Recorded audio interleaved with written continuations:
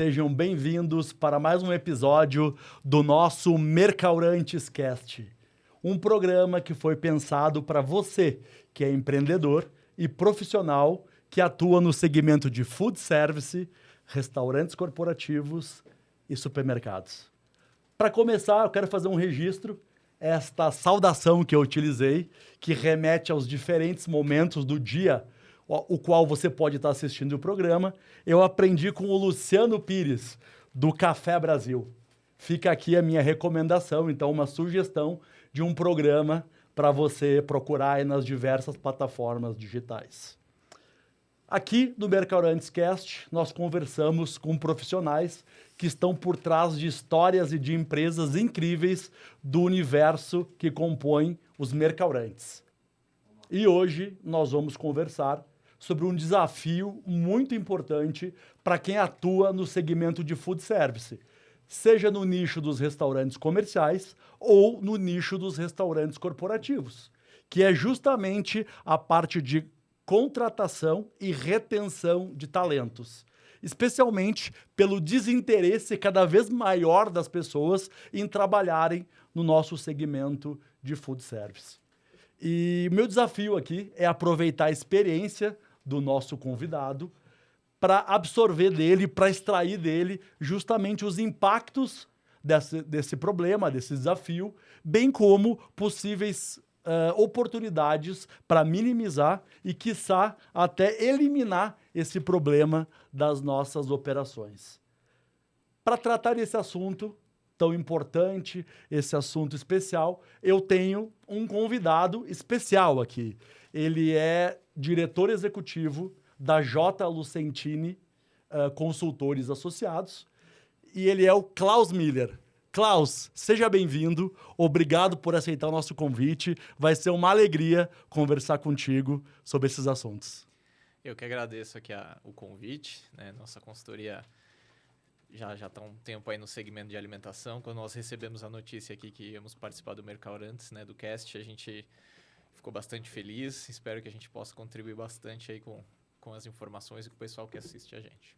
Legal, com certeza o papo vai ser bom. A gente tem, então, bastante assunto para falar aqui.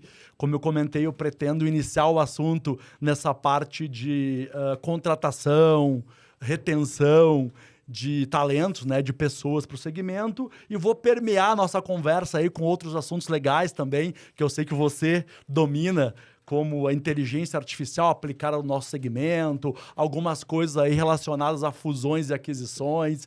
Enfim, vamos lá, um papo bacana aí entre nós.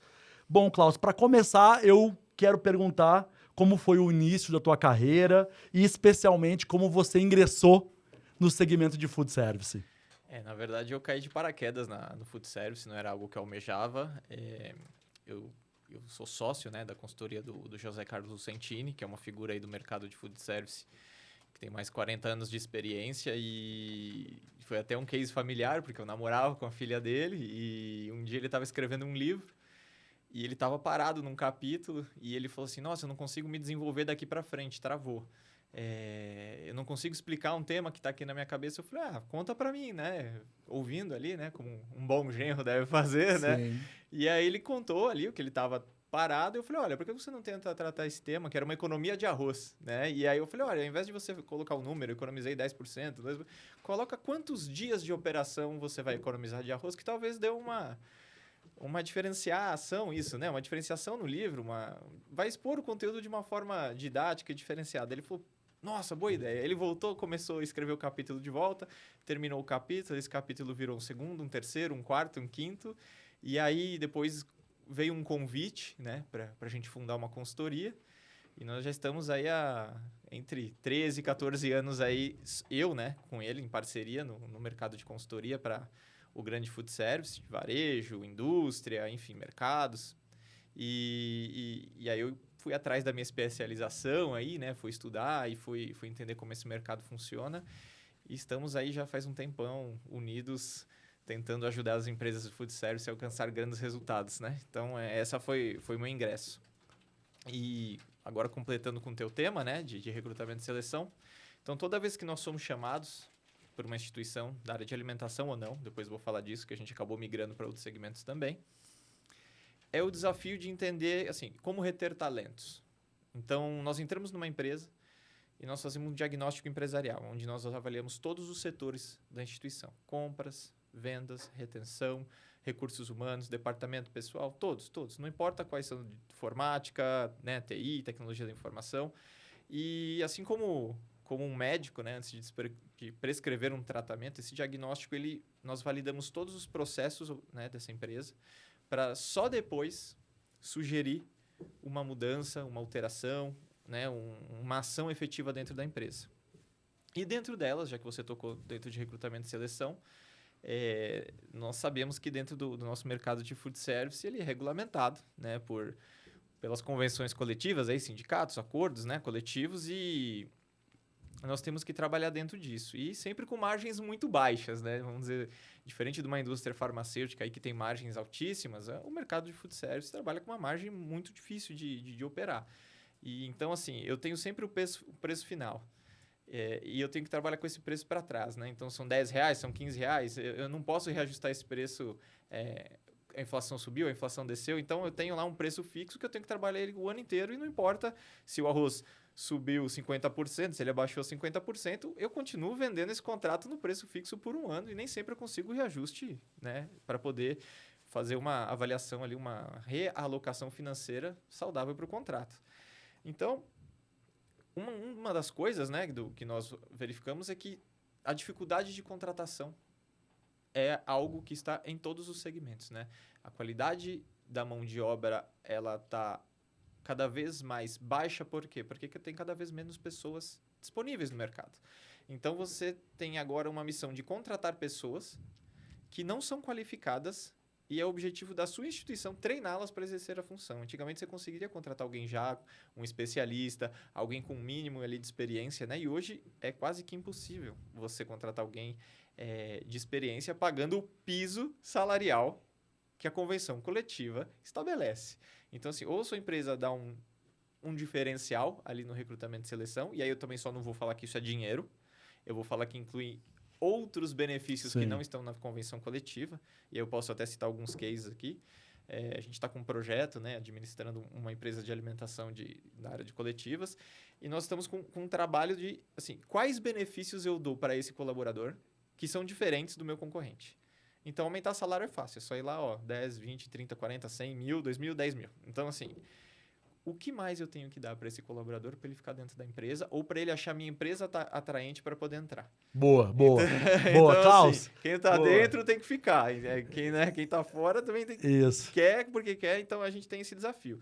Então, nós vimos que tem alguns benefícios que são associados, né, a essa condição que podem ser propiciados. Então, vamos imaginar um profissional de cozinha com um piso salarial, um auxiliar, né, um ajudante de cozinha, que eu não vou ter o número aqui, mas próximo de R$1.800, R$1.700, ele tem que iniciar o trabalho no de jejum.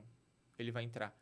O de jejum tem que estar pronto às 5h30 da manhã, porque a indústria já começa o serviço às 6. Então, ele tem das 5h30 às 6 para tomar o café da manhã dele, e depois o pessoal da indústria já vai começar as suas atividades. Só que ele não entra às 5h30 da manhã. Sim, boa.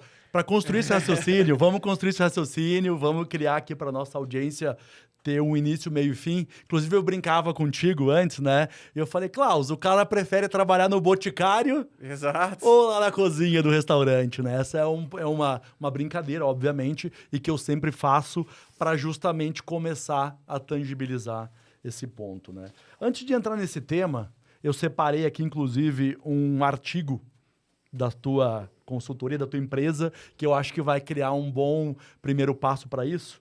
Mas eu quero te perguntar, você atua como diretor executivo na J. Lucentini Consultores Associados, e eu queria entender quais são os segmentos que você atua, os segmentos do food service.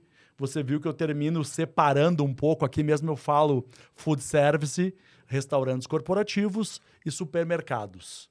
Por quê? Pelas características completamente diferentes de um restaurante de varejo para um restaurante de restaurantes corporativos, por exemplo. Bem como o serviço de alimentação ou um restaurante dentro do ambiente do supermercado. Então, aqui a gente separa um pouco disso. Eu queria te pedir que você falasse quais são os segmentos de atuação da J. Lucentini e também quais são as especialidades. Eu sei que consultoria, você trouxe essa visão macro e eu entendo que uma empresa, né, é um ecossistema complementar, mas traduz um pouco aí pra gente, fala dos segmentos e fala também das especialidades. Depois nós vamos entrar no tema esse de gestão de pessoas, que é um Perfeito. pilar importante aqui. Então, assim, uma coisa que nós descobrimos na consultoria que é uma consultoria de gestão empresarial em empresas de alimentação. Só que nós descobrimos que gestão empresarial é gestão empresarial em qualquer lugar, né? Da fábrica de parafuso, da indústria farmacêutica e uma empresa de alimentação. A gestão econômica e financeira é gestão. Então, os segmentos, né, seriam os restaurantes de coletividade, que a gente conhece aí como, né, a grande indústria, a grande refeição industrial. Nós atuamos nos restaurantes, sim, de varejo, que são os restaurantes que nós temos acesso nos shoppings, né, nas ruas de São Paulo. E Brasil, né, porque a nossa atuação é nível Brasil. E temos também grandes cases na indústria farmacêutica, né? Eu tenho clientes de mineração de Bitcoin. Então, assim, a gestão empresarial em si, o conceito que nós levamos, ele é amplo, ele vai para muitos segmentos. Mas o nosso foco é alimentação e facilities. Então, esse é o nosso... Nós somos conhecidos por isso, é o nosso case nobre. Então, geralmente, 80% do nosso, vamos dizer assim, da nossa carteira de clientes está voltada para o facilities e para restaurantes em si. Legal. E quando eu falo de especialidades, num outro momento você me falou que vocês, apesar da gestão global de business, de negócios, você me falou que tem algumas especialidades, por exemplo, a parte de gestão e de concorrências e contratos. Fala um pouco Exato. sobre isso aí. Então, assim, nós somos conhecidos por ter uma gestão econômica e financeira muito boa, né, na nossa consultoria. Então, nós somos conhecidos por isso, né? O José Carlos Lucentini foi uma pessoa que, eu diria que até um dos melhores, se não o melhor financeiro da área de coletividade que eu já conheci. Então, ele... assim, no começo chamavam a nossa consultoria para estou quebrando. O que eu faço? Chama o Cláudio Lucentini, né? Então, nós íamos nas empresas e fazíamos todo um diagnóstico ali para levantar essa empresa e fazer ela voltar a viver e ter né, uma vida lucrativa muito boa. A parte de vendas é uma coisa também que nós somos muito conhecidos. Então, assim, vendas e retenção de contratos, porque você imagina você encantar um cliente por 15 anos. Como é que você faz isso? Com o mesmo tempero, a mesma cozinheira, o mesmo arroz e feijão todo dia. Às vezes a gente está em casa e a gente fica, hoje eu não quero comer minha comida. Eu vou lá e vou pedir um delivery, alguma coisa assim. Então, como que você faz para manter um cliente dentro da sua carteira? Essa é uma das especialidades nossas, de fazer um pós-venda, de fazer um plano de vendas para a empresa, porque muitas empresas vendem por vender e não tem um plano de ação de longo prazo alinhado com o planejamento estratégico da empresa. Então, quanto que eu posso crescer? Então, nós fazemos todo esse trabalho de planejamento estratégico, de o quanto que a empresa pode crescer, de que capital que ela dispõe para poder sustentar esse crescimento, de que tipo de profissionais que ela precisa para sustentar esse crescimento. Então, nossa avaliação de crescimento comercial, ela vai muito apenas só de para quem eu vendo, e sim para quem eu vendo, como eu vendo e por que eu estou vendendo. Né? Então, eu estou vendendo o produto certo para esse cliente, eu preciso ter 5 tipos de produto, 5 tipos de serviço. Esse serviço serve para o cliente A, para o cliente B. Então, a nossa visão econômica, né, de gestão financeira e de vendas, ela é muito maior. Né? Ela faz parte realmente de decisões com acionistas, ela não é um apoio ao vendedor. Não que nós não saímos com o vendedor, mas saímos sim, já fui muito ali, visita comercial, fazemos até hoje, né? Tem grandes clientes aí que falam, nossa, Klaus, eu estou participando de um bid muito grande, eu preciso do apoio da consultoria de vocês. Eles ligam, nós montamos uma estratégia específica para aquele contrato e fazemos o ataque e às vezes até estamos em reuniões, tá? Você vai ver meu rosto lá, você fala, você está representando tal empresa? Não, eu estou ali como um consultor que está apoiando uma venda e nós fazemos isso muito bem, né? Nós temos um histórico aí de sucesso em relação a isso no food service. Na área de mercados, né, que é nós temos alguns cases, não com grandes redes, tá? Mas nós temos alguns cases, sim. E é o que eu te falei, gestão é gestão. Mas o foco mesmo está no facilities e na rede de restaurantes, que é o que a gente domina de verdade. Boa, legal, interessante. Então vamos lá, para a gente começar a conversa aqui e explorar justamente sobre os desafios, né, de contratação, treinamento, retenção, esse desafio, né, de mão de obra, de talentos, que, como você mesmo comentou, né, se estende para todos os segmentos, mas trazendo aqui para o nosso segmento de food service, com o prisma dos restaurantes comerciais e restaurantes corporativos. Recentemente eu li um post, então, que você fez no LinkedIn, um post super interessante, inclusive quem quiser ver o que eu estou falando aqui, nós vamos conversar, acessa ali no LinkedIn o Klaus Miller e você vai ver isso aqui. Tu fez um post com uma reflexão, eu estou lendo ele aqui e ele tem uma foto que mostra ali comparando, né, o salário de um auxiliar de cozinha e um repositor de supermercado. E aí, naquela foto, mostra o cara num ambiente um pouco dramático ali na cozinha e mostra um ambiente mais clean, um ambiente mais leve do repositor. E ainda você coloca aqui que o piso, então, do auxiliar de cozinha é na faixa de R$ 1.700 e do repositor de supermercado, R$ 2.200. E aí você conclui aqui com uma pergunta, perguntando, então, como está a rotatividade. Tu usa a palavra turnover aqui, né? Mas eu traduzi para rotatividade na sua unidade. Exato. Além do próprio desinteresse das pessoas em trabalharem no segmento, na cozinha, por exemplo, ainda essa concorrência de um ambiente, diria, um pouco mais ameno e talvez mais agradável e também com um piso salarial maior.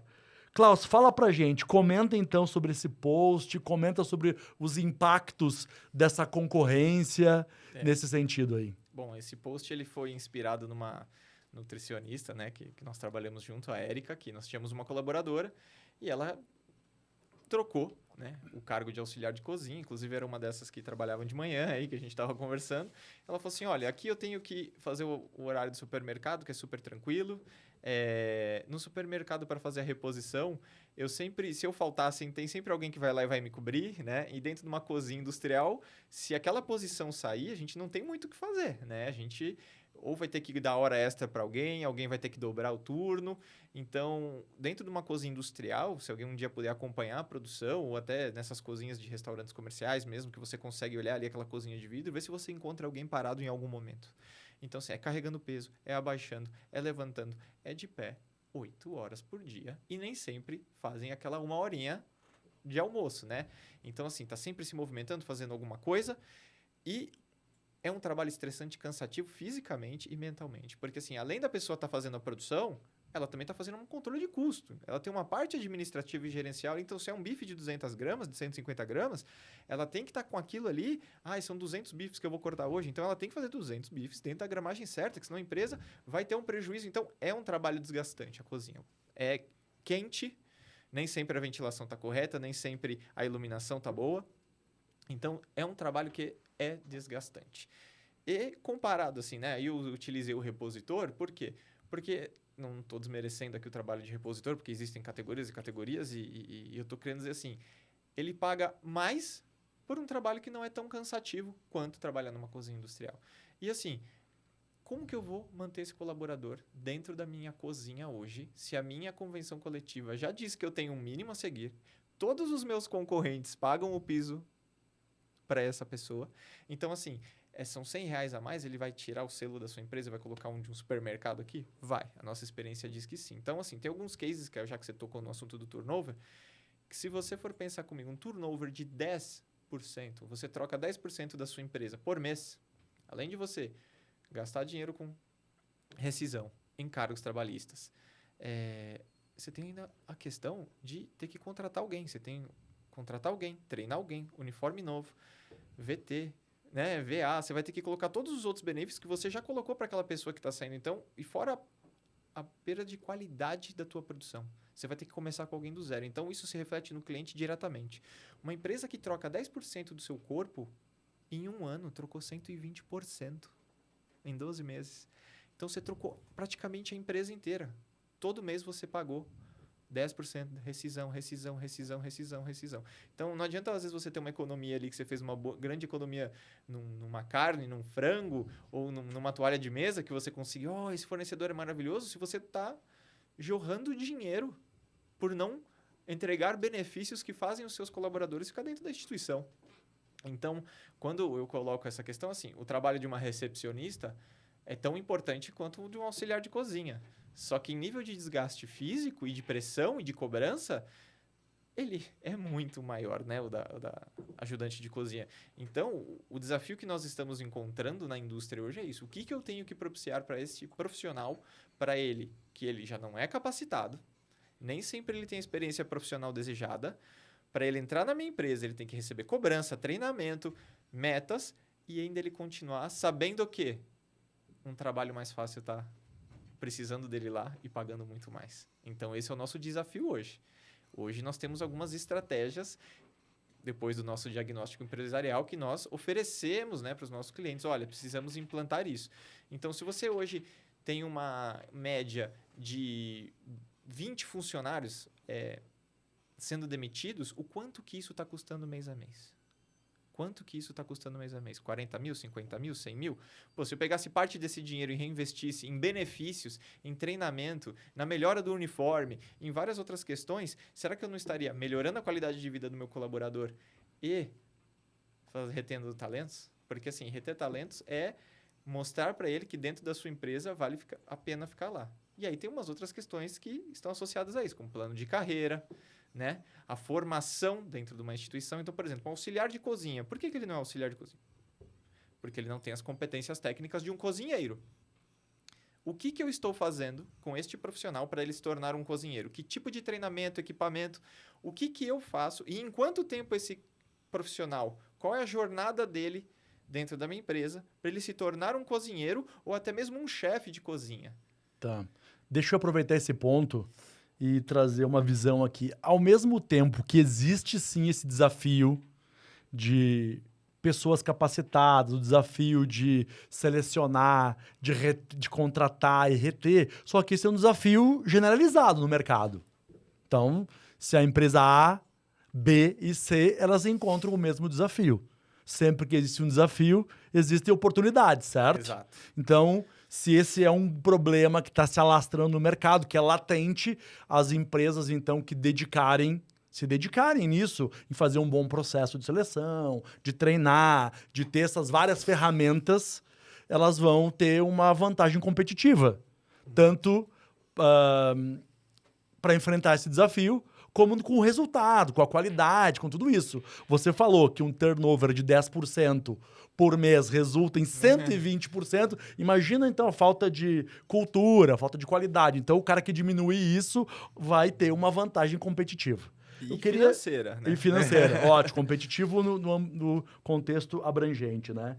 Eu queria justamente entender, então, se tu puder enumerar pra gente, assim, aquele ponto 1, 2 ou 3, pra gente poder explorar depois, quais são as oportunidades, justamente, para combater esse cenário desfavorável. Tu comentou um pouco aqui, tu comentou de processo de seleção. Exato. Você comentou, pontua assim, né? Pra gente isso. Hoje tem uma metodologia que se chama onboarding, né? Que é o onboarding dentro do RH, né? Das empresas que têm o RH, nem sempre as empresas têm o RH, tem apenas um departamento pessoal.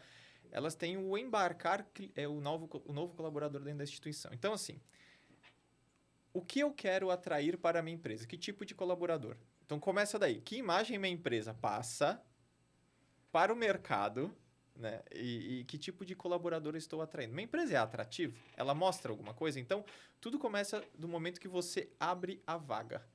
Então, nós costumamos dizer que existem 2 tipos de avaliação. A técnica e a comportamental. E eu acho que a comportamental é a mais importante delas. Então, assim, este restaurante, ele trabalha num nível de cobrança forte. Os clientes que vão lá são exigentes. Então, assim, se eu tenho um restaurante que tem um nível de cobrança elevado, não adianta eu trazer um profissional que talvez tenha um comportamento mais calmo, um ritmo mais ameno.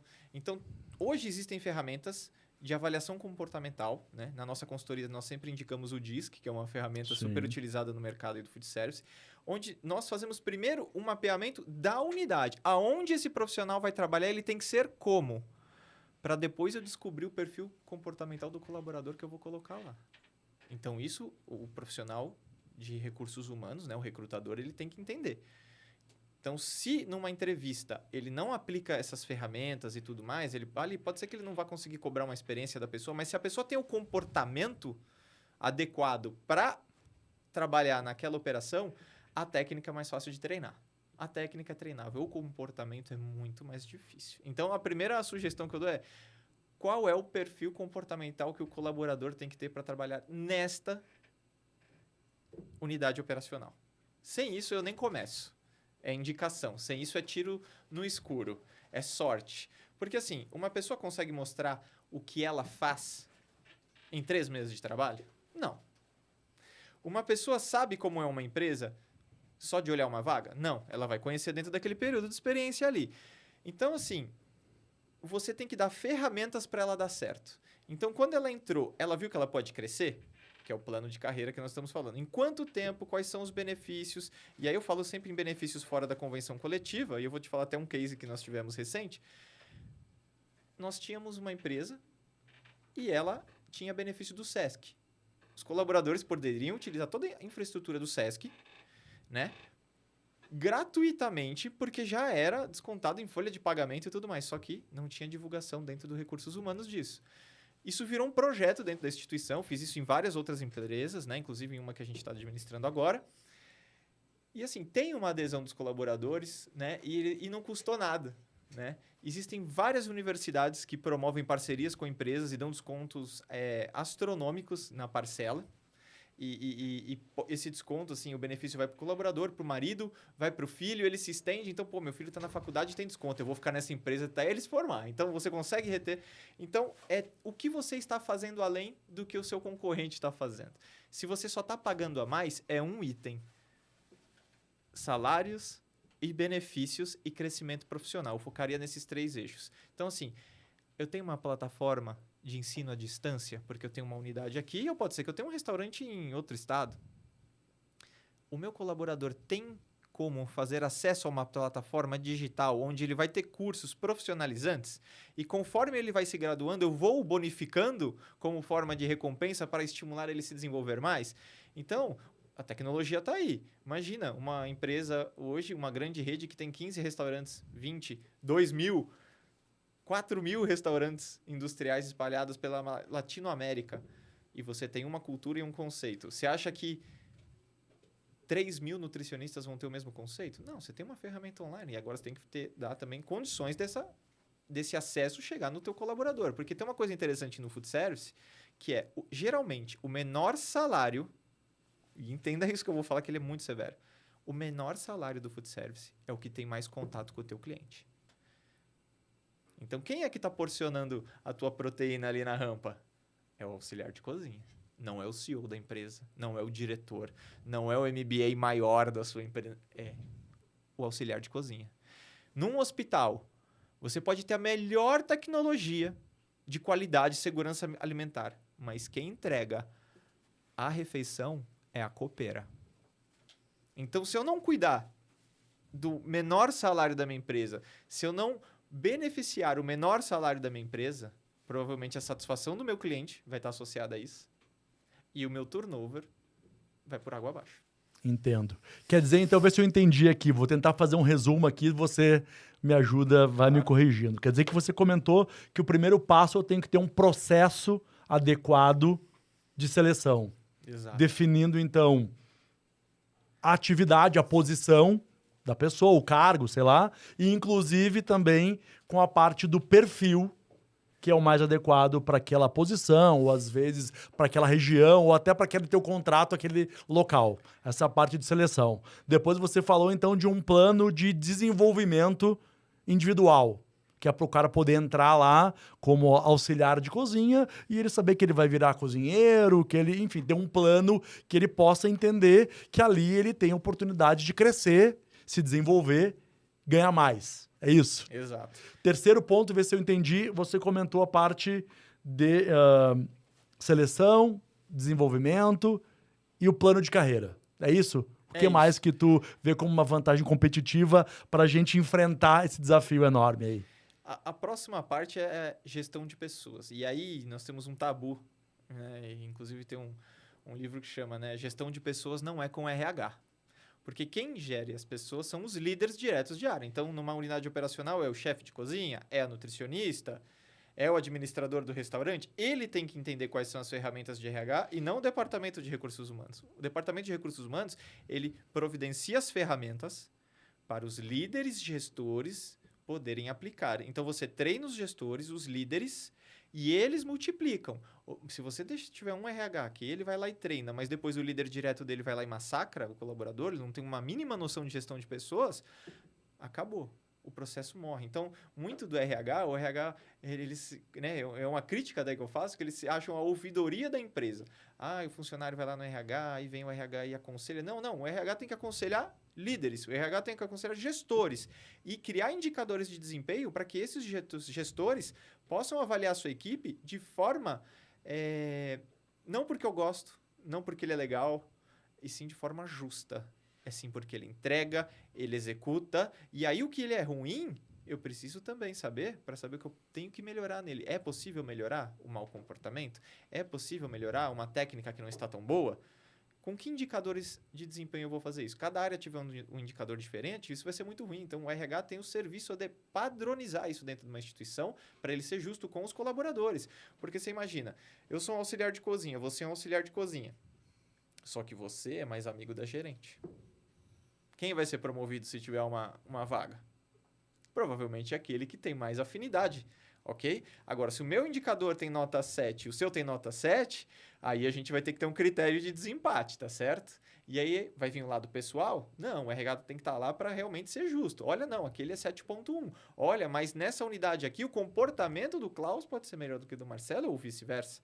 Então, o RH tem que padronizar esses indicadores de desempenho e é papel dele aplicar isso na empresa de forma justa. Ele não pode ter uma opinião pessoal sobre o que você acha daquele colaborador. Estou cansado de encontrar donos de empresa. Não, eu tenho feeling para saber se o profissional é bom. Eu vou... Não. É método, é processo. E mesmo assim, você tem a chance de errar. Mas eu te garanto que com metodologia, se você implantar uma filosofia de onboarding, né, de embarcar alguém dentro da tua... O nível... a taxa de turnover ela baixa. Ela baixa. Esse é o primeiro. Assim, é como eu coloco alguém dentro da minha instituição. Tem uma empresa que nós estamos fazendo um projeto bem grande, posso até falar que é a Lenergy, e nós temos uma medição lá que assim, quantos colaboradores saem de 1 a 30 dias?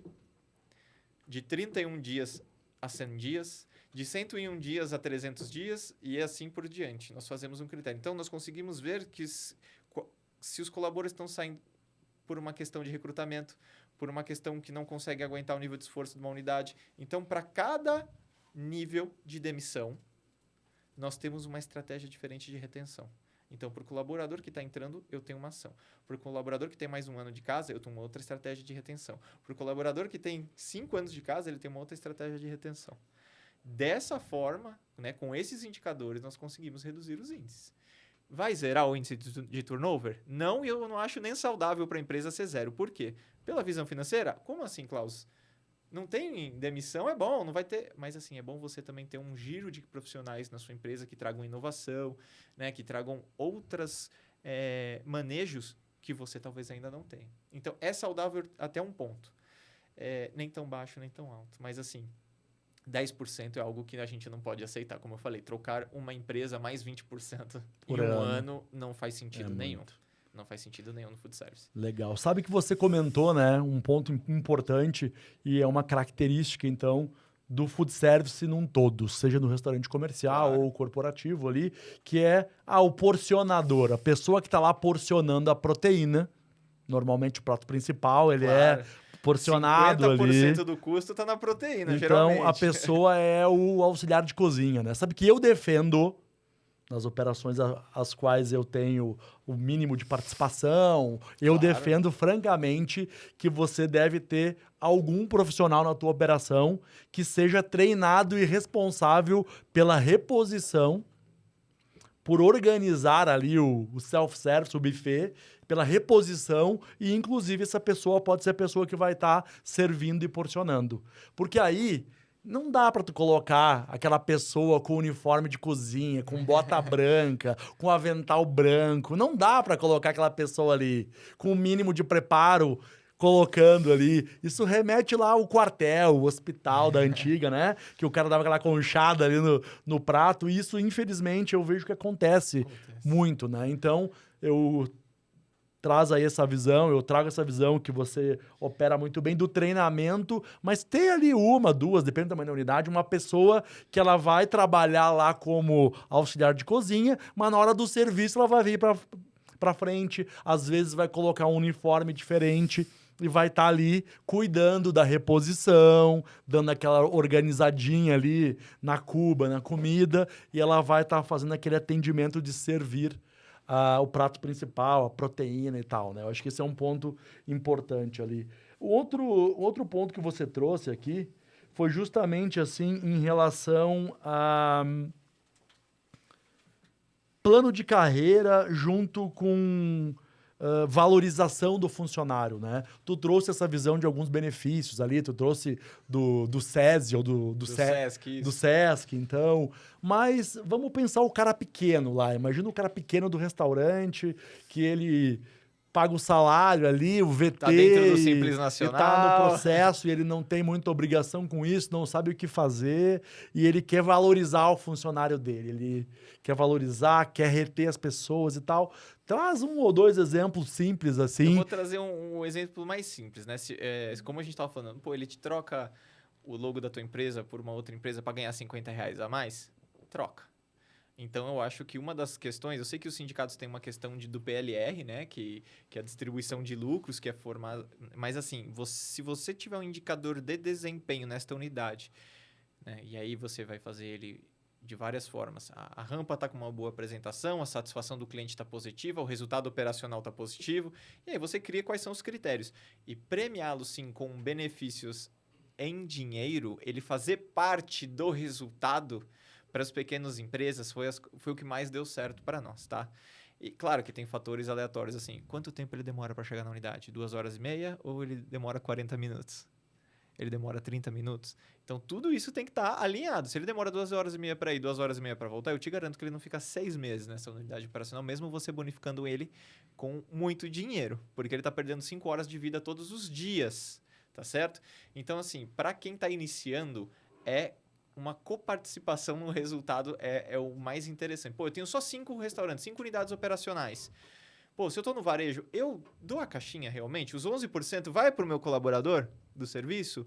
Ou eu estou fazendo um acordo com o sindicato para fazer parte disso? Para parte ficar para mim e parte para ele? Né? O pessoal lá do food service, da indústria, que não recebe a caixinha, eles têm uma premiação por bom desempenho? Pô, eles estão te dando um resultado dentro da meta, nada mais justo de que você dividir uma parte disso.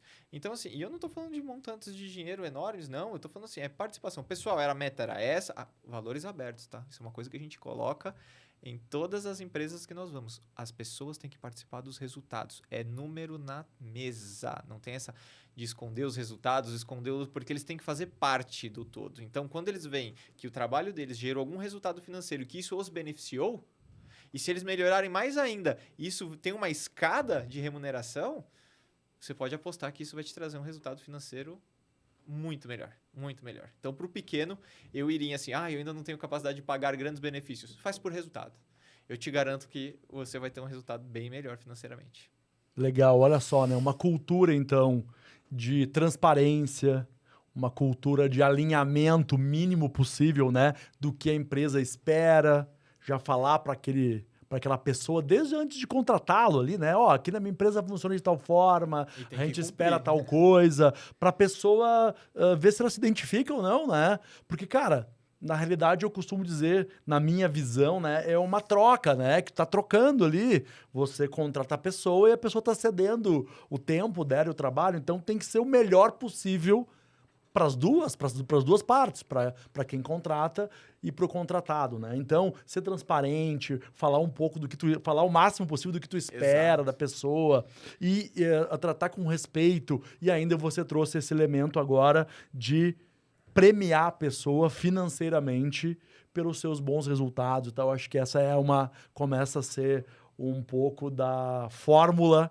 de sucesso, ou então para minimizar esse problema, eu acho que passa por isso, né? E dando sequência aqui, há uns meses atrás eu li um artigo no no blog ou acho que é no JL Foods, é isso? Isso. Sou um leitor ali do JL Foods e eu li que tava assim, o título era Os Problemas de um Processo de Recrutamento Longo. Exato. E aí eu queria entender a tua visão, assim, porque ao mesmo tempo eu tenho que ser transparente, tenho que mostrar pro candidato ali o que se espera dele, características da vaga, tem que explorar um pouco disso, né? Mas me explica o que é um processo, então, correto e o que é um processo longo. Remete aí, então, para um pouco de explicação para esse ponto. Lógico que eu tenho que manter o sigilo aqui, mas eu vou falar de um case, né? Tá. Nós chegamos numa empresa, nossa, eu tô recrutando muito mal, um cliente nosso. Falei, deixa eu entender o seu processo de recrutamento e seleção.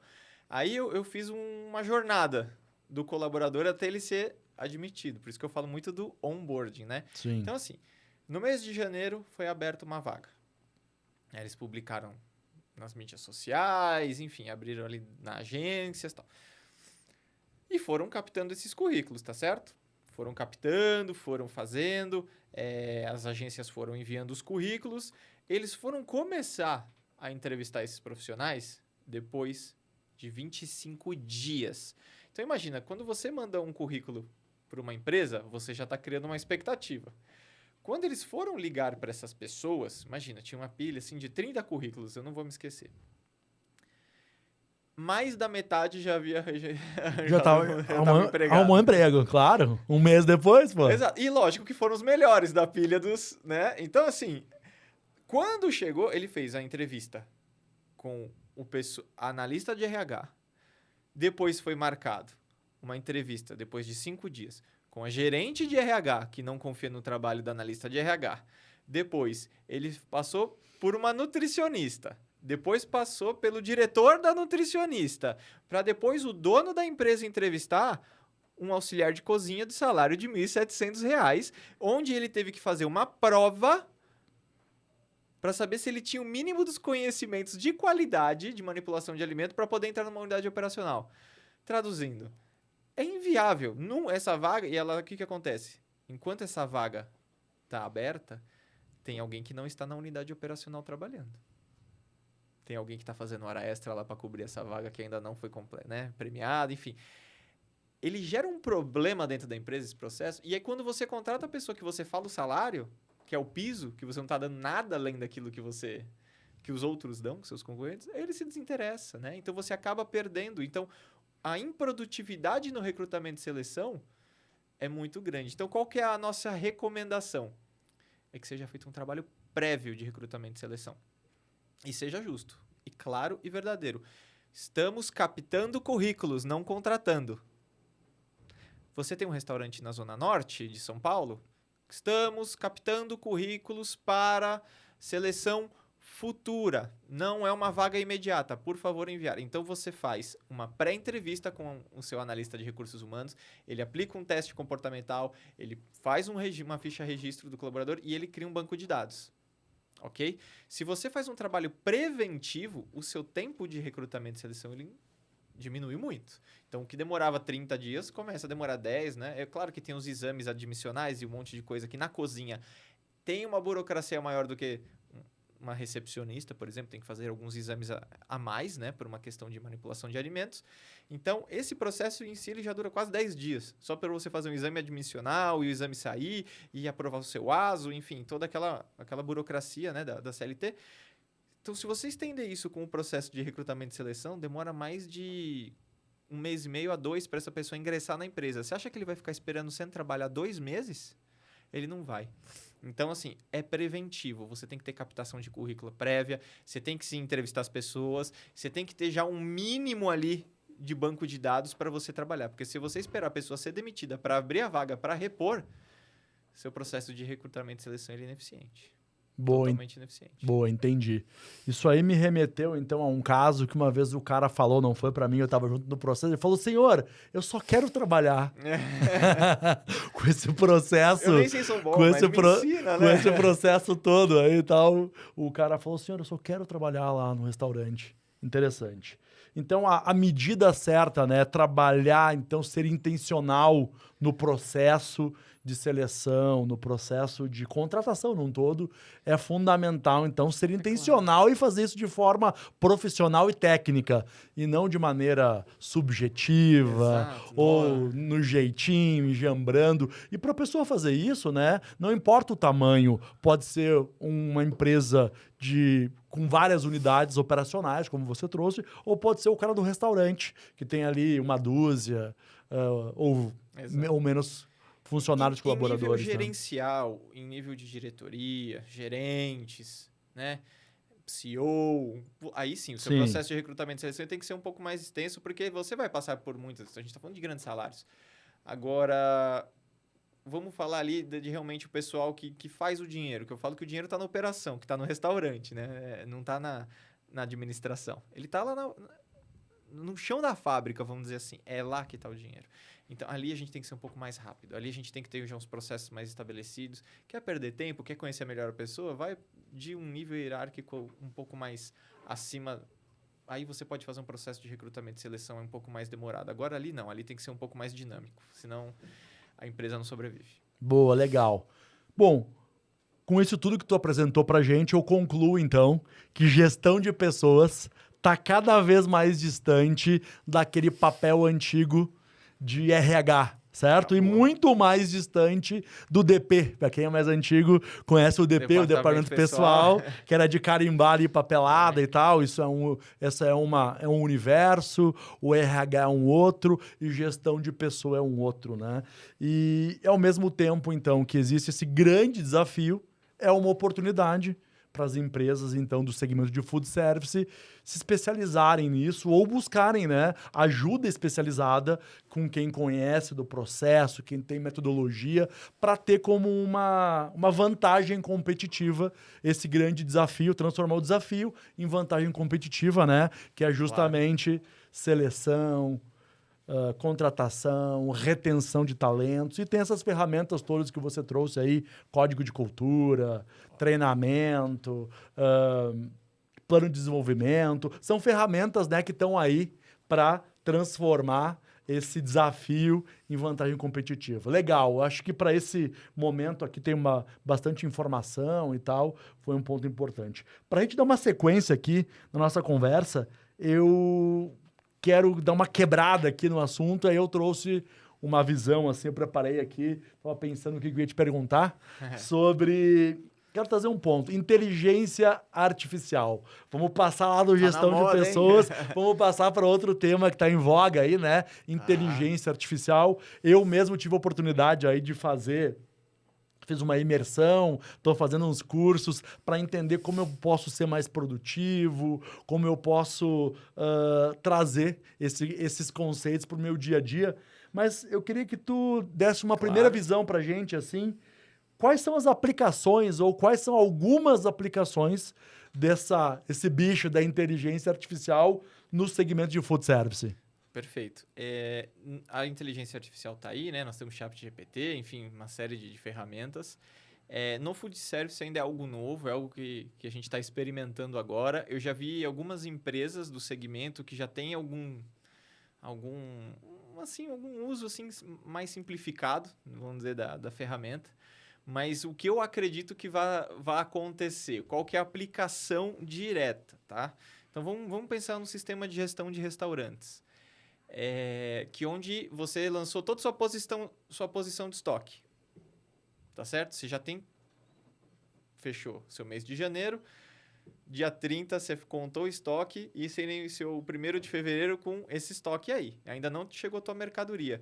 Você já imaginou uma ferramenta que analisa qual foram os itens que mais saíram no seu restaurante no mês passado? Ele olha o que tu tem lá dentro do teu estoque e faz um planejamento de cardápio futuro, fazendo você economizar em compra de mercadoria, porque tu já tem alguma mercadoria no estoque, e sendo uma mercadoria que vai ser mais atraente para o seu cliente, onde ele vai ter, olha, realmente esse produto sai muito mais e eu acredito que nós podemos ter uma maior compra de tal item, onde você vai ter uma rentabilidade muito maior. Então, assim, planejamento de cardápio, eu acredito que é uma coisa que a IA tem que fazer, né? Baseada em volume de vendas e posição de estoque. Isso é uma coisa ainda que eu não vi no food service, que eu acredito que vai acontecer, porque hoje nós temos assim, venda, nós temos indicadores de venda, nós temos CRMs, nós temos, né, muitas ferramentas aí que nos orientam, mas de forma pessoal. Eu tenho que chegar lá, olhar os índices e fazer análises para chegar a conclusões. Então, assim, como uma rede varejista faz uma análise hoje de forma rápida ou talvez diária, olha, na terça-feira eu não consigo vender pizza de tal sabor, eu vendo de outro. Hoje nós temos isso de forma muito manual e mecânica. Somos nós que estamos fazendo essa. A inteligência artificial vai vir para já me dar esse direcionamento. É esse tipo de público que vem na terça, não está correlacionado com o produto que você faz promoção na terça. Então, esse tipo de análise que eu acredito que a inteligência artificial vai dar para o segmento de alimentação, que hoje é feito de forma muito manual e atrasada, eu diria. Nós não temos o tempo de resposta tão rápido quanto ela pode nos fornecer diariamente. Eu tive uma experiência recente, que eu fui numa grande fábrica de chocolate, que fica aqui em São Paulo, e espalhados, assim, painéis de resultados por toda a empresa. Por toda a empresa. E indicador disso, indicador daquilo, informação. Eu falei... Aí teve uma hora lá que eu virei e como consultor, falei, o que vocês fazem com todas essas informações? Quem analisa isso?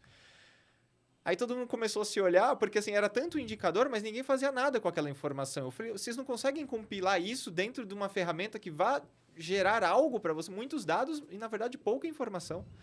Então, eu acredito que hoje nós temos grandes redes varejistas, temos grandes redes da alimentação de coletividade, que ainda dependem muito mais de um feeling de um dono, de um executivo muito bom dentro da empresa, e eu ainda não vejo os nossos softwares e nossos sistemas nos apoiando nisso. Então, nós primeiro executamos uma ação para gerar um dado que gera uma informação e aí uma reunião para ver o que nós vamos vender na quarta-feira do mês que vem. Já foi, entendeu? Eu acho que a IA vai estreitar esse nicho. Ele vai te dar uma informação mais rápida. Olha, amanhã tem que ser isso, amanhã tem que ser... Amanhã chove, você não vende, compra menos. Então, ele vai interligar essas áreas e nos dar informações muito mais rápido do que os nossos analistas, os nossos diretores, os nossos gerentes hoje conseguem nos fornecer. Eu acho que ele vai vir como apoio. Eu acredito que ele vai vir, por exemplo, sazonalidade.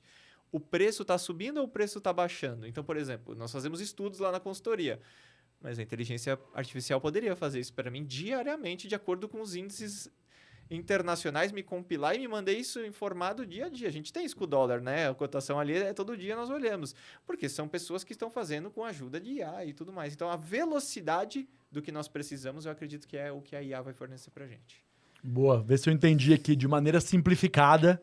Você está dizendo, então, que se uma IA captasse dados do sistema de vendas, por exemplo, cruzasse esses dados com o teu estoque e algum temperinho a mais, como, por exemplo, sazonalidade de produtos ou até de clima, tu acha que daí, então, ia sair uma informação, então, adequada para produção, para promoções. Isso aí é uma coisa incrível, né? Ele me antecipa até compras, se você for ver. Olha, comprar hortifruti no frio, todo mundo sabe que é ruim, mas hortifruti é um produto que eu não consigo armazenar. Ok. Quais são as receitas que eu posso fazer no inverno que as pessoas mais consomem e gostam sem utilizar folhosos, que é onde eu tenho mais prejuízo no meio do ano, no frio? Não agora no nosso frio aqui, que tá um calor, né?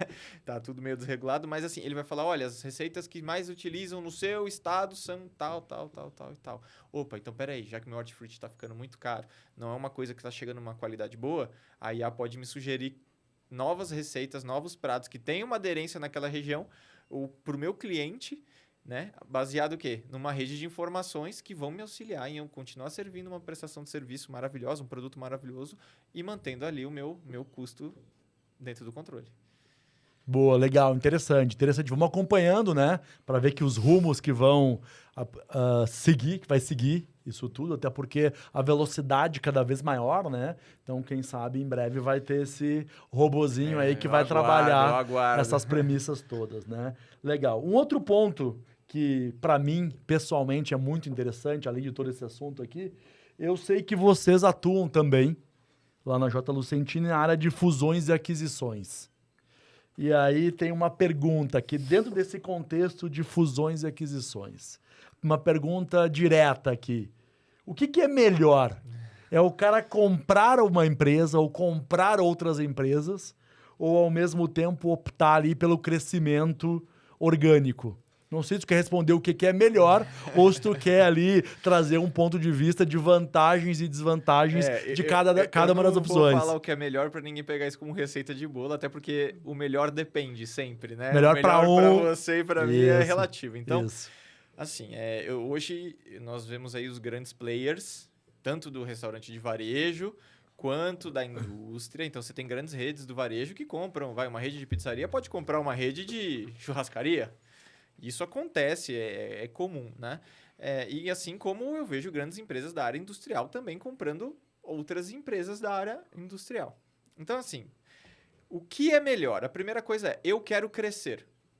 Essa é a primeira coisa. Então, ou eu cresço organicamente fazendo a venda, ou eu cresço adquirindo contratos, ou eu cresço adquirindo empresas, que são coisas distintas. Sim. Então, a primeira premissa é, eu tenho dinheiro para fazer a compra? Aí você vai ter que fazer uma correlação de em quanto tempo você quer esse dinheiro.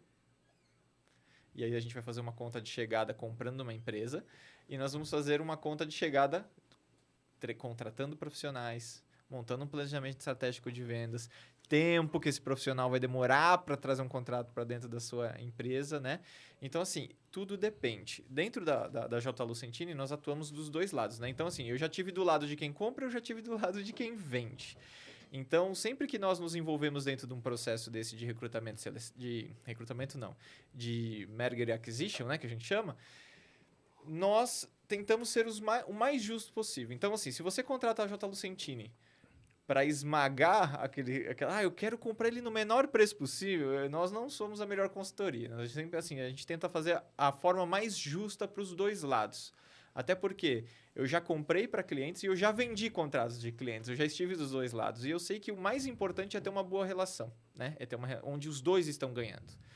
Então, hoje, nós temos os grandes players do mercado que estão fazendo aquisições, estão aproveitando. Então, pós-Covid, muita gente ficou com capital baixo, né? As empresas, algumas quase quebraram. Então, os grandes realmente estavam com capital, foram e compraram os menores. E ainda estão comprando. Então, assim, tem fundo de investidor internacional, que adquiriram ali parte da empresa, adicionaram capital, e com esse capital eles estão fazendo expansões, né? Então, hoje, o que nós fazemos? Então, se você quer comprar, nós entramos na sua instituição, nós avaliamos todas as ferramentas de negociação de compra e auditamos quem vai ser comprado para você não ser enganado. Porque tem muita gente ali que fala que tem um ótimo resultado operacional, já aconteceu de em 2 dias a gente vê ali que aquela coisa dourada já era meio bronzeada, né? Ali ouro, né? Prata e bronze. Então, o que era dourado virou bronzeado, assim como o fator, né, de você vender a sua empresa também não é só um valor de EBITDA ou de você comprar uma empresa. Senão isso seria mecânico.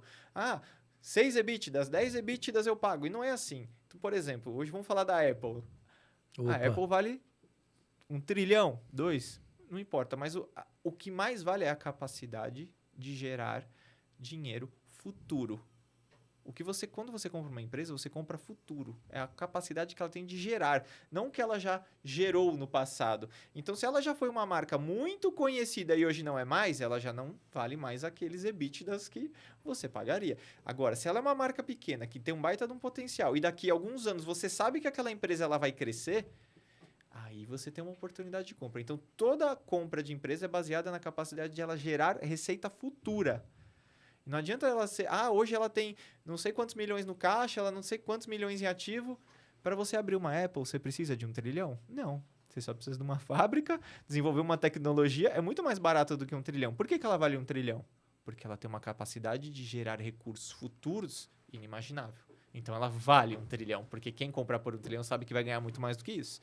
Então, a nossa consultoria vai olhar os dois lados. Nós vamos verificar se...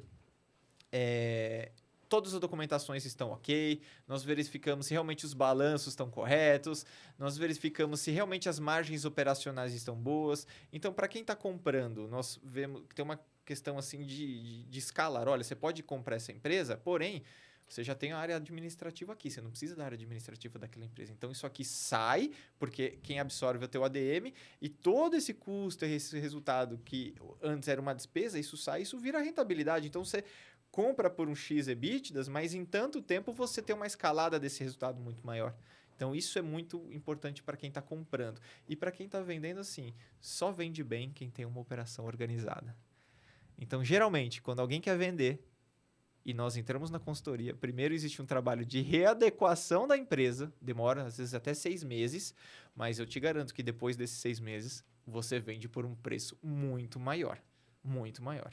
Nós já tivemos cases de entrar sem a negociação fechando e, não, eu não sei se eu estou vendendo no valor certo. Nós olhamos e falando, não, olha, se você fizer tal coisa, o exponencial de valorização da tua empresa, o valuation dela fica muito maior.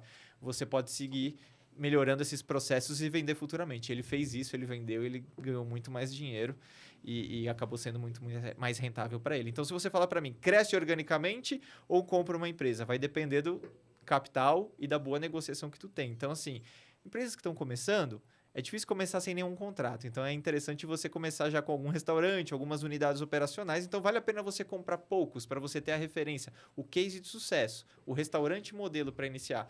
Agora, aquele que já tem 4, 5, 6 operações, cresce orgânico, monta um planejamento de venda, né? Cria uma estratégia, tem a estratégia do Oceano Azul e do Oceano Vermelho, não tem? Então vai no teu Oceano Azul, onde ninguém está indo, onde o grande não vai, onde o médio não se interessa, se desenvolve ali, chama a consultoria que nós vamos lá e te apoia nisso, né? Vamos montar um planejamento, e aí a gente monta um planejamento e depois o que a gente faz para correlacionar com o nosso assunto anterior? Qual é o profissional mais capacitado para esse tipo de situação? Porque eu posso ter um ótimo vendedor aqui, mas ele sabe fazer e trilhar esse Oceano Azul que a gente desenvolveu aqui? Ele sabe. Ótimo. Então, é o profissional correto para o lugar correto. Vamos fazer esse trabalho aqui acontecer. Agora, estamos com capital bom, vamos fazer um crescimento mais rápido, né? Vamos fazer aí anexar algumas empresas? Chama também, que nós vamos até fazer a prospecção de algumas empresas para você poder comprar, que estão dentro daquilo que você deseja. Eu quero comprar uma empresa que fatura acima de 10 milhões, acima de 20 milhões, acima de 100 milhões anos, não importa. Chama, nós fazemos um mapeamento de mercado, te apresentamos as empresas e ainda fazemos a operação de compra e venda. Legal. Recentemente eu gravei um episódio do Mercaurantes Cast aqui com o Leonardo Parisi, ele é sócio executivo da V4 Company, que é a maior assessoria de marketing e vendas através da internet da América Latina, e a gente pontuou ali, e primeiro ele respondeu a pergunta se é possível vender refeições corporativas através da internet. Essa foi uma resposta interessante. E aí depois a gente sustentou ali, a gente desenvolveu a conversa em cima das etapas. E uma delas era justamente o desenvolvimento da proposta única de valor. Perfeito. Que é o que você trouxe aqui, né? Navegar no Oceano Azul, justamente eu vou definir quais são as minhas características, no que eu sou bom, o que o meu cliente gosta do meu produto, que é a proposta única de valor. E essa é um elemento importante, então, para o crescimento orgânico. Então, se eu entendi, tu comentou aqui que são estratégias diferentes de aquisição ou da empresa ou de contratos, e a outra é do crescimento orgânico. Cada uma tem os seus desafios, né? Eu estou, por exemplo, na Alkit desenvolvendo um processo de crescimento orgânico, então ampliando o time comercial, desenvolvendo a área de treinamento, e tem bons desafios e várias oportunidades em fazer esse trabalho, né? E que é uma opção, então, Claro. justamente em contrapartida de talvez comprar um contrato e comprar uma empresa do restaurante, no segmento de restaurantes corporativos aqui. E aí eu queria trazer um ponto, seguindo nesse tema aí de comprar, de aquisições e fusões. Eu recentemente fiz um curso aí nessa área, e aí lá foi exposto que uma média em geral, não sei exatamente do segmento de food service, talvez tu tenha esse segmento, e lá ele comentou, o professor comentou que 90% das empresas que querem vender ou não estão aptas para vender, ou existe uma desconexão com o que a pessoa acha que vale com o que vale. Então ele comentou, cara, 90% dos processos de venda não prosperam. Porque às vezes a pessoa... Eu tô falando aqui de venda do business, do negócio. Claro. Não tô falando aqui de vender ativos, né? Não, Porque não. se eu tenho um prédio lá que vale 1, 2, 3, 5, 10, 20 milhões, é uma questão de uma avaliação imobiliária e eu vendo o prédio. Se eu tenho, sei lá, algumas coisas lá dentro, lá, né? Um forno combinado usado vale tanto. Enfim, não tô falando disso, tô falando de vender o negócio. Então, trouxe então que a maioria dos negócios ou o dono tem aquele valor sentimental, aquela coisa toda, que ele acha que vale uma coisa que não vale. Tu mesmo trouxe essa visão, né? Que muitos negócios dourados viram prata ou até bronze. Esse é um ponto. E o outro, que o cara não está preparado para vender. Afinal de contas, normalmente, quem que vai comprar, ele não quer comprar um problema, ele quer comprar uma bomba. Ele quer comprar um negócio, né? E aí você comentou de alguns pontos aí que tem que estar organizado. Mas eu queria saber de ti, então, para o cara que tem um negócio de alimentação, digamos que eu tenho uma pequena empresa de alimentação, seja ela de restaurantes corporativos, com algumas unidades aí, dezenas de unidades, ou seja o cara que tem 2, 3 restaurantes ali e ele quer vender. Queria fazer uma pergunta, assim, sei que é complexo, sei que é amplo, mas traz uma primeira visão pra gente. O que ele tem que trabalhar antes? O que ele precisa fazer? Porque não basta eu querer vender e achar que vale tanto, porque aí cria essa frustração aí, né? De eu achar que vale tanto, eu me comprometo com um monte de coisas, na hora da análise documental e tal, aquela bagunça, ou aquele resultado que era um, que na realidade parece A, mas é B. O que o cara tem que fazer previamente para ser viável a venda, por exemplo? Eu falo que a primeira, assim, se eu fosse dar passos, o passo 1 seria a sua contabilidade tem que estar organizada. Então, assim, as conciliações bancárias, tudo tem que estar organizado. A segunda coisa é você tem que dominar os custos da sua empresa. Então, por exemplo, você vende um hambúrguer, você sabe quanto custa seu hambúrguer? Qual que é a margem de lucro dele? A mesma margem o ano inteiro? Ou em janeiro a margem é diferente, em fevereiro é outra margem? Então, se você não tiver a gestão financeira da empresa, para depois ir para operacional, você nem começa. Você nem começa. Por isso que eu falo que os processos são longos, porque às vezes a pessoa quer vender porque ela tem um apego emocional, às vezes tem um nome dela ali na marca, né? Tem uma história construída com um familiar, com alguém, e ela acha que aquilo vale muito. E para quem faz negócio, a gente está falando apenas de número, né? A não ser que você tenha uma empresa que tem um baita de um diferencial. Então imagina que você é dono de uma rede de hamburgueria popular que atende a classe C. E você quer agregar um valor à tua marca. Então, eu quero comprar uma hamburgueria de classe A, ok? Então, se você for olhar resultado por resultado, você também vai estar sendo grosseiro na sua compra. O que aquela marca, quando entrar e ser anexada com a sua, o que ela vai trazer de benefício que você não consegue calcular financeiramente? Isso é a proposta de valor que você falou. Então, assim, organiza a contabilidade, organiza o financeiro, vai para operações. Então, assim, sem os números, a gente não consegue nem começar com o valor base, que é o apoio que nós damos na consultoria. Geralmente, as empresas não têm isso muito bem organizado, ou acham que tem. Não é porque você vê um resultado de DRE todo mês positivo que você tem uma boa gestão financeira. Então, assim, o seu endividamento está alto, porque se o seu endividamento estiver alto, ele vai ser descontado do valor da compra. O seu endividamento é para pagar conta ou foi um endividamento que você pegou para crescimento? Porque se for para crescimento, também não é endividamento. Você utilizou aquilo, mas você está trazendo um retorno financeiro sobre aquele capital que foi aplicado. Você está devendo para o banco, mas olha o quanto você ganhou com aquele dinheiro. Então, ele também não é endividamento. Então, é essa análise técnica que tem que ser feita antes. Então, assim, se você provavelmente tem suas contas no Excel, né? Não desmerecendo a ferramenta. Se você não tem ali um sistema, um RP bem organizado, uma contabilidade bem feita, se você não tem uma análise de custo de todos os seus produtos, eu acho que você vai precisar de apoio para vender sua empresa. Senão vai ser aquela venda de porta fechada, onde a pessoa vai te oferecer um valor e vai aceitar o risco ali porque acredita na tua marca e você vai ser obrigado a vender porque nem você consegue comprovar financeiramente que a tua empresa vale muito mais do que aquilo. Então, você vai ter que fazer uma venda cega e nem sempre isso é o recomendado, né? Acontece. Às vezes, o filho não tem interesse no negócio do pai, o pai já parou de trabalhar, se aposentou, já não precisa mais daquilo, passa para o filho não tem interesse em tocar, aí vai lá e vende. Mas, vai vender a qualquer preço só para se desfazer do negócio? Se você tem uma contabilidade em dia, uma gestão financeira boa, um controle operacional bom, os números estão ali, você tem um bom ERP na empresa, chama os profissionais, eles vão ali, vão te ajudar, né, da consultoria, e nós vamos conseguir fazer uma boa venda que seja justa para você. Não sai assim, achando que o teu DRE, a tua planilha, a tua última linha lá é o resultado verdadeiro, porque ele não é. Geralmente ele não é. Tem outros fatores associados aí que podem ou piorar ou melhorar o seu resultado. Ah, legal. Baseado nisso que você falou, eu concluo aqui que negócios informais, então, normalmente não são viáveis para venda.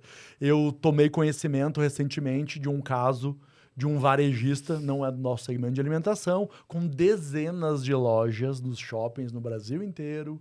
Esse varejista com marca e produto impecável, com um volume de faturamento muito expressivo. Astronômico. Muito expressivo. E teve uma companhia europeia querendo comprar à vista, no euro, no dinheiro, mas eles não foram capazes de entender a maçaroca que era uma rede, só que tinha, sei lá, 32 CNPJ, no nome da avó, da tia, do gerente, cara, e o comprador não foi capaz de entender isso, porque, pô, é uma rede com tantas lojas, com tal marca, com volume de faturamento e de lucro expressivo, mas o cara não foi capaz de entender, porque não tem como consolidar essa Exato. maçaroca com um monte e com informalidade no meio, cheio de jeitinho. Então, se eu entendi é isso. Se o cara quer, ver se me corrige aqui. Se o cara tem a ambição, então, e se ele tem a vontade, melhor, de vender o negócio dele, ele tem que preparar a casa. Se ele não tem uma gestão oficial, se ele não tem processos, se ele não tem contabilidade, que está um balanço auditado, se ele não tem esse mínimo de organização, eu traria também marcas e patentes, dependendo do segmento. Se ele não tem essa base, é melhor ele nem se aventurar a ir para uma rodada, a ir para uma mesa de negociação, e ele pode, então, se preparar antes para aí sim criar um valor venal do negócio. Fora isso, ele vai ter que vender lá os ativos dele lá. Você já imaginou uma empresa que tem 1.000 auxiliares de cozinha, onde não tem um plano de cargos e salários? Então, cada auxiliar tem um salário diferente e quem quer comprar ele tem um plano de cargos e salários e tá tudo padronizado. Vai, R$2.000, R$2.000. E aqui tem um de 2.000, tem um de 1.600, de 1.700, de 3.000. Quando eu for, organizado, comprar esta empresa aqui, eu vou ter trabalho? Eu vou ter trabalho. Como é que eu vou padronizar isso? Eu vou ter que demitir quem recebe mais, eu vou ter que aumentar quem recebe menos. O que eu vou ter que fazer? Então, é isso que eu digo. Se você não tem os pré-requisitos de gestão empresarial, cada ponto negativo na tua empresa é dinheiro a menos no seu bolso. Então, assim, não tem como. Uma empresa organizada vai comprar uma empresa bagunçada, ela vai querer pagar um valor menor. Não tem jeito. Não tem jeito. Boa, legal. Foi interessante, muito esclarecedor essa visão.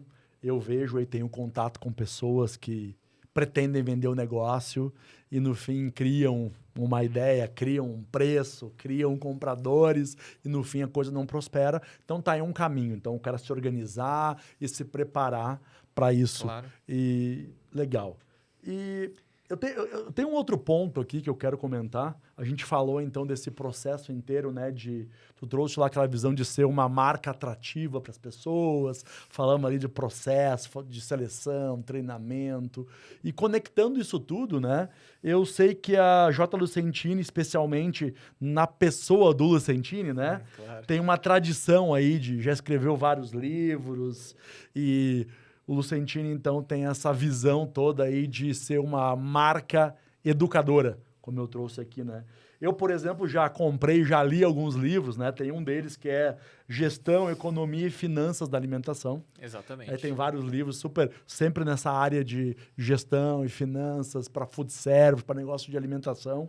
E vocês têm um lançamento, um livro agora, eu andei vendo aí, que é o livro que ele é Desperdício, o grande ladrão de lucros na alimentação. Exatamente. É isso, né? Eu já trouxe aqui, ó, até um exemplar de presente para você. Opa! Esse aqui vai ficar contigo. Olha aí, que só, eu sei que que maravilha. Pô, eu tinha visto ele lá nas plataformas, nas redes sociais, eu vi que é um lançamento. Ele tá no pré-lançamento ainda, a gente não fez nem vamos dizer assim, a noite de autógrafos ainda, né? Ele acabou de sair do forno, então ele tá com preço promocional ainda, né? Então, Quem quiser adquirir ele aí, tem o nosso site, né, que é jlucentini.com.br, lá tem né, e tem um e-mail também, que é livros@jlucentini.com.br, e você consegue fazer a solicitação. Então, na verdade, esse livro, né, eu sou coautor dele, e ele tem um olhar de redução de desperdício, né, e desperdício não só aquele desperdício visível, porque vamos falar da rede de food service, vamos falar de qualquer coisa. O desperdício visível é só você ir na sua lixeira que você vai ver. O quanto de comida foi, o quanto do seu hortifruti foi pro lixo, quanto de arroz foi pro lixo. Esse desperdício é o que mais é fácil de ser resolvido, porque ele está ali no olhar de quem está na operação.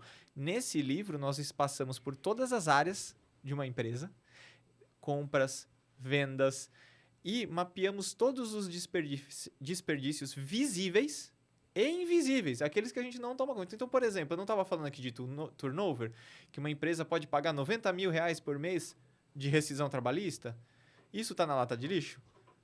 Não. Isso você não consegue enxergar. Então, o que eu tenho que fazer para reduzir? Eu vou ter que investir? Então, nós pegamos todas as áreas. Eu tenho até uma história muito interessante que nós somos numa empresa que deu um problema no tal do creme de milho, né?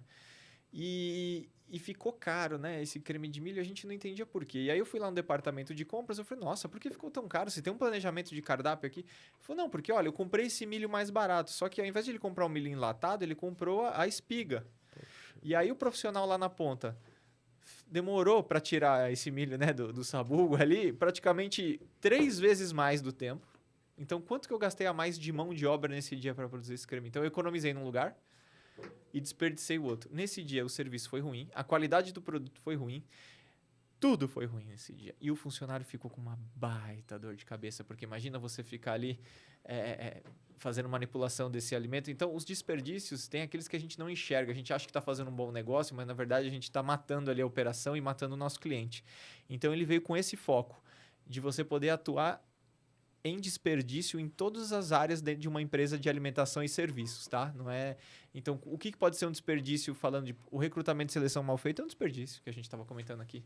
Uma compra de mercadoria mal feita é desperdício. Uma falta de treinamento da sua equipe, eles podem utilizar muito mais recursos. E aí a gente listou aqui, né, uma má gestão financeira pode ser que esteja vazando dinheiro pela sua empresa que você não sabe por onde. Então, assim, nós mapeamos, né, para donos de restaurante, para empresas de alimentação no geral, de 40 e alguns anos, né, que o Lucentini tem, eu de 12 a 13 anos aí de experiência no mercado, os cases, né, que nós temos nas empresas e que podem ajudar os novos donos de restaurante, até os antigos também, eu diria, a como gerir a empresa, porque ele é praticamente uma história de vida gerencial aí. Esse livro ele é bem bacana. Poxa, olha que coincidência agradável. Eu abri abri a página 286 aqui aleatoriamente, que apareceu aqui, plano de cargos e salários e plano de carreira. Aí o próximo tópico aqui, programas de integração onboarding. Eu também estava folheando aqui, aí eu vi justamente o que é melhor, os alimentos minimamente processados ou os in natura? Poxa, cara, isso aqui é um manual incrível. Então, é um livro eu falo de cabeceira. Um manual incrível. Eu mesmo eu gosto muito de ler, já li os outros livros ali, vou cair para dentro dessa leitura. Quando tiver aqui. O lançamento, eu aguardo você lá pra gente autografar, cara, hein? Te agradeço muito pelo presente aqui, eu nem esperava, sinceramente, é um tema que eu trouxe aqui porque eu acompanhei nas redes e tal. Vou pedir para você autografar depois para mim aqui, né? Interessantíssimo aqui. E olha só, eu te perguntei aqui onde que as pessoas podem comprar o livro. Então tem aí, tu falou, então tem um e-mail, livros, Ele tem o livros@jlucentini.com.br, né? Lá é o canal oficial, porque nós rodamos poucos exemplares dessa vez. Todos os livros que tem dentro da consultoria você encontra ali na Amazon. Se você entrar lá no nosso site da consultoria, você vai ver todos os livros que foram feitos, voltados para essa área. E hoje eles estão disponíveis na Amazon como e-book, então você pode adquirir eles através de lá e ler no Kindle, né? Ou até mesmo em algumas outras ferramentas, então se encontra todos eles lá. Mas esse aí, especificamente, ele por enquanto ele só está físico, né? E a gente rodou algumas unidades e geralmente elas não duram muito tempo, não. Poxa, legal. Que bom que você me presenteou e eu garanti o meu aqui. Vou me debruçar nessa leitura e vou aproveitar bastante aqui. E, Klaus, eu separei aqui uma lista enorme de assuntos para a gente conversar. Queria tratar aí sobre vários temas, né? mas infelizmente a gente tem um pouco de limite de tempo aqui, né? E eu quero caminhar então para o final. Então eu quero fazer uma pergunta aqui. Klaus, que tipo de conselho você daria, ou que tipo de conselho você vai dar aqui para quem está começando no segmento de food service e para aquele cara que está querendo evoluir na carreira e ele pensa então em crescer, especialmente na área de gestão, seja ela na gestão administrativa, de pessoas que a gente explorou aqui, financeira. Traz aí um pouco, pensa lá, tu começou então, tu comentou um pouco como é que tu começou ali nessa área. Traz um pouco aí, traduz hoje, se tu fosse com a tua cabeça de hoje começar. Claro. Dá um rumo aí. Bom, eu tive sorte, né, de ter um mentor, vamos dizer assim, né? Então, muito do que eu recebi foi de cases já aplicados por ele. Então, dos conhecimentos que eu tenho, né, de vivências que nós fizemos juntos. Então, eu tive um mentor que me alertou. Então, o primeiro conselho que eu dou, se você tiver uma pessoa de referência ou gostar de alguém do mercado, começa a seguir essa pessoa, começa a ouvir, porque a experiência faz muito sentido nesse ramo de segmento, né, de alimentação. A segunda coisa é vá se especializar. Então, para você contar que você não vai crer, eu era formado em educação física, eu era personal trainer, não tinha nada a ver com alimentação, eu caí de paraquedas mesmo. Então, eu fui fazer em gestão empresarial, né, uma graduação, eu fiz MBA, mas o segredo disso, eu acho assim, se você quer trazer inovação, você vai olhar o varejo, vai olhar o que a China está fazendo, vai ver o que o americano está fazendo. Então, vá nas feiras, vá conhecer o que tem já de tecnologia, principalmente de China. Em restaurante, eu digo, lá é muito avançado e eles estão anos na nossa frente. Então, tudo que eles fazem hoje, acredito que demora uns 2, 3, até 5 anos para chegar aqui, né? E a outra questão é, se você não puder ir tão longe, né, vá olhar o varejo. O varejo é a maior fonte de aprendizado que você tem. Então, se você trabalha no restaurante industrial, vai ver o que o varejista está fazendo. O restaurante de rua, foram eles que trouxeram os aplicativos, foram eles que trouxeram o delivery, foram eles que trouxeram toda a gestão. Então, tudo que vai acontecer na indústria já está acontecendo no varejo há muito tempo. Então, quem trouxe os restaurantes conceito de trazer uma experiência inovadora para o cliente fora do que está no prato? Foi o varejo. Foram os restaurantes de rua. Então, assim, hoje as pessoas querem ter experiências dentro de restaurante, tanto dentro do prato quanto fora. E não veio da indústria. A inovação veio do varejo. E a outra questão é, não se limite em uma área específica. Vá procurar se especializar em compras, vá procurar se especializar em recursos humanos. Tenha um leque de setores, entenda de todos, mesmo que de forma genérica, mas entenda porque a empresa, nós costumamos dizer que elas são vasos comunicantes. Se o RH tem um problema, você tem um problema em compras. Se compras tem um problema, você tem um problema no RH. E assim na área financeira, assim na contabilidade, em qualquer outra área, inclusive operacional. Você tem que entender do todo, que é o caminho da refeição. Esse alimento, quando ele entra na sua empresa, ele já passou por uma série de outros profissionais até ele chegar no teu restaurante. Então, se você não tiver uma visão do todo, eu só sou bom administrador. Acabou. Não serve. Você tem que ter a noção da operação, você tem que ter a noção de compras. Por que os grandes empreendedores hoje são grandes comerciantes? Eles começaram com comerciantes, porque eles tinham grande habilidade de compra e habilidade de vendas. Aí eles fundaram a sua empresa. Hoje eles têm que ter um conhecimento diferenciado, que é o quê? De executivo. Eu tenho que saber fazer gestão empresarial, eu tenho que saber fazer boa gestão de pessoas, eu tenho que entender de compras para eu poder ter noção do todo. Se você ficar focado só em uma área, eu acredito que dentro da alimentação e do food service, você não vai prosperar muito, não. Você vai ter que entender do todo para isso dar certo. Boa, legal. Para finalizar, Klaus, o que tu pode compartilhar conosco de planos futuros que você tenha tanto para sua atuação profissional ou mesmo da própria J. Lucentini? Olha, atualmente eu cuido da consultoria, né? Eu tenho um cargo executivo em uma empresa de alimentação também, que é algo que tem funcionado muito bem. Estamos desenvolvendo muitos projetos, mas se eu fosse, né, te falar aí dos meus planos futuros, é realmente engrandecer a consultoria, ampliar essa parte de compra e venda de empresas, que é uma parte importante, e ampliar o nosso JL Food News, que é um site nosso, que dentro do nosso site, jlucentini.com.br, tem lá portal de notícias, e transformar esse portal de notícias em algo um portal de consulta e referência para os empresários de restaurantes. Então, hoje, a informação, a inovação dentro do portal é uma coisa que me agrada muito, é algo que a gente está investindo aí para realmente ele ser referência de mercado para todos os donos aí, as pessoas que trabalham dentro dos restaurantes. Poxa, legal, interessante. Klaus, diz uma coisa, como é que as pessoas podem interagir contigo, te acompanhar? Você, em que redes que você tá? LinkedIn, Instagram?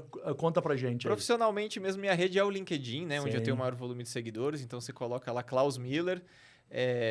Não vão ter muitos, né, com esse nome. Acredito que vocês vão achar facilmente, né? Se vocês procurarem a consultoria também, Lucentini Consultores Associados, vocês vão encontrar, né, o nosso LinkedIn. Então, a minha rede profissional do LinkedIn e da consultoria, por incrível que pareça, as pessoas gostam mais de rostos do que de serem PJs, né? Então, elas preferem seguir o executivo do que seguir a empresa. Isso. Então, na minha página, eu costumo publicar do meu dia a dia, dos desafios que eu encontro nas consultorias, do meu ramo como executivo. Tanto é que foi uma das provocações suas aí de trazer um artigo que eu escrevi, porque eu sei realmente que eu estou chegando no meu público. Então, o LinkedIn lá, Klaus Miller, você vai conseguir encontrar aí tudo que eu estou trazendo de inovação na área de alimentação, tudo que a consultoria está pesquisando, né? E todos os trabalhos que nós estamos desenvolvendo. Boa, legal. Inclusive, eu vou pedir para a produção escrever aqui no descritivo desse vídeo, colocar ali o link, tanto da J. Lucentini como também do teu LinkedIn. E, bom, Klaus, a gente tem um ritual aqui no final do programa. Primeiro, eu quero agradecer a tua disponibilidade, quero agradecer esse mar de informações e conhecimento que você trouxe aqui pra gente. Agradeço muito pelo presente. Eu vou... O Lucentini falou que você vai ter que ir lá depois para pegar a assinatura dele. Quero esse convite aí para pegar a assinatura de vocês. E o ritual aqui, a gente faz sempre... A gente tem um presente...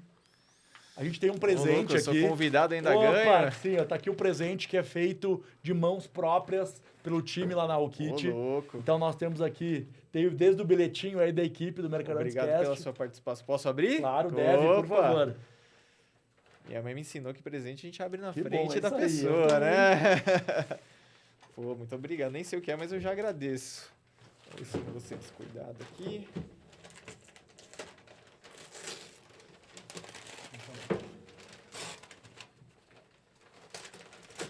Espero ter contribuído para vocês aí. Bom, tem uma revista aí, que é a revista Mercaurantes, né? Mercaurantes, essa eu já conheço, famosa de mercado. Já te entreguei uma dessa aí, trouxe aqui só para complementar. Você sabe que tem muita referência que sai daqui, né? Da consultoria, né? Você Opa. sabe que a gente tem essas revistas lá e muito do que a gente vai fazer, isso aqui também é de consulta, viu? Opa, que legal, bom saber disso. Klaus, a gente tem uma tecnologia nova agora de corte a laser, de chapas e tubos lá na Alkit. Então a gente fez aqui uma lembrancinha, um quadro, dá pra então. ver ele aqui, ó. É isso. Aqui, ó. Tá aqui, ó, é a árvore da vida aí que representa o nosso produto, né, de aço com pintura. E como é que você faz esses recortes aqui, a tua tecnologia? É a tecnologia de corte a laser, isso. Bacana. Que a gente está usando agora, então, para produzir todo o material e tal. Tá aí, então, uma placa, Nós um quadrinho. agradecemos, vou colocar lá na consultoria lá, vai ser o nosso lembrete dessa experiência aqui. Eu te agradeço muito aqui pelo convite, espero ter contribuído aí para o seu público. E espero vir mais vezes também para falar de outros temas aí. Fica à disposição de vocês quando vocês precisarem. Com certeza, vamos ter que combinar uma nova agenda em breve para explorar outros assuntos aqui. Vai ser muito interessante. Bom, nós conversamos aqui sobre gestão de pessoas, sobre aplicações da inteligência artificial ou prováveis aplicações do segmento, alguns temas introdutórios sobre fusões e aquisições e outros assuntos que foram super interessantes, né? Nosso objetivo aqui no Mercaurantes Cast é justamente trazer convidados experientes que possam agregar valor de uma forma com conteúdo direto e especialmente que os nossos convidados aqui, que a nossa audiência, aliás, possa aterrissar esse conteúdo e botar em prática, né? E na minha expectativa, na minha visão, eu acho que foi cumprido esse papel. Agradeço de verdade aqui a tua atenção e a tua disponibilidade.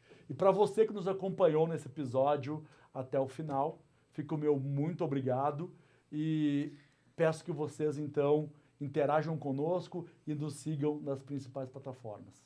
Obrigado.